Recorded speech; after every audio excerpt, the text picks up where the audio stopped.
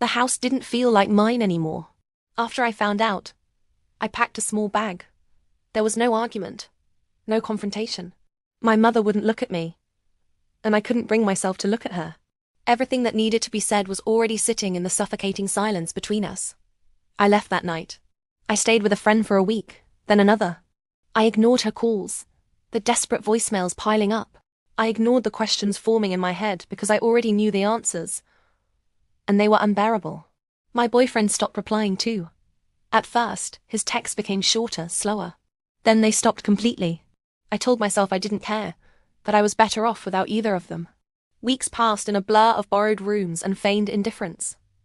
Then my phone rang. It was a hospital number. A calm voice on the other end asked if I was her daughter. They said there had been complications. They said they tried everything they could. Then, they said she didn't make it. For a moment, a wave of hollow relief washed over me, and I hated myself for it. I thought that was all. The final, painful end to a chapter 1 had already closed. Then there was a pause, and a sentence I wasn't ready for. The baby survived. I remember rushing into the hospital, my heart racing.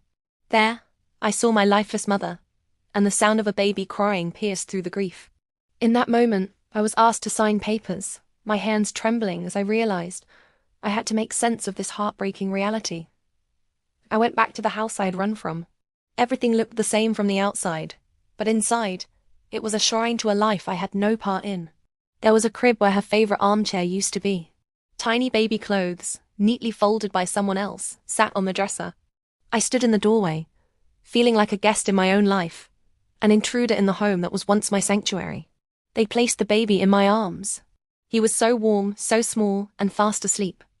He didn't cry. He just breathed softly against my chest. I called my ex, once, twice. The third time, a recorded message informed me his number no longer existed.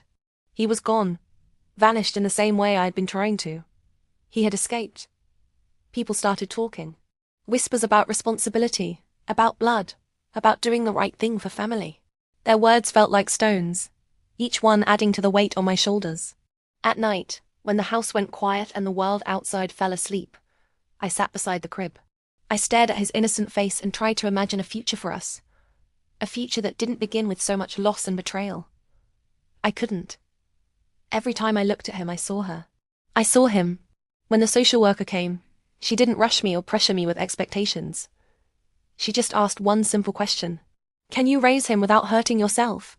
Her words were gentle, but they pierced through all the noise. I looked at the baby again, his tiny hand wrapped around my finger. I signed the papers. Adoption. I stayed until he fell asleep in my arms one last time, memorizing the weight of him and the comforting scent of his skin. As I left the house for good, I promised myself I'd monitor him from afar, supporting his life in any way I could. Some stories don't end with forgiveness. They end with distance. And some choices don't feel brave or heroic. They just feel necessary. I still think about him every day. But I know this. Letting go was the only way both of us could survive.